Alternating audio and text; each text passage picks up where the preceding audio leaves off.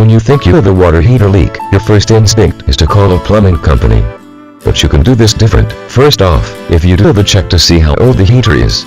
If it is pretty old, it may need replacing. But before throwing it out, check these things out first. Make sure that the water pipes and connectors on the water heater are in good shape. Look at the shut-off valve and inspect for rust or dripping. Whenever a gas water heater first starts up, it can have condensation, so keep that in mind if you see a little water on the floor. If the heater warms up and the dripping disappears, then the water heater leak may not be a leak at all, just condensation.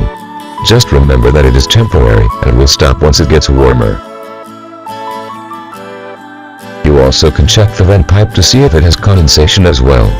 If it is dry, then there is a good possibility that the water heater needs replacing. One way of knowing this is if there is rust around the bottom of the water heater. If the tank is 6 to 12 years old, uses a water softener, and hasn't been flushed regularly, then it is possible that this has caused it to start leaking. Regular maintenance on the heater is a must if you want to prevent it from leaking. If you find the leak at the nipples of the water heater, then you may not have to replace it. You can sometimes remove the nipples and add Teflon tape to the threads, causing it to seal better. But if it continues to happen, you may have to replace the tank eventually. You can go along for a while with a bad, leaky water heater. If the leak isn't that bad, and you keep the power off to the heater when not in use, it may hold on for a bit.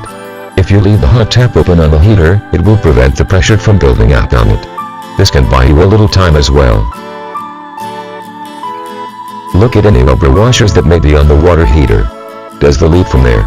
If so, you can always change out the washers. Regular maintenance, spot checks on the water heater and a little ingenuity goes a long way in the life of the water heater. So make sure you keep that up or you may have to deal with a water heater leak.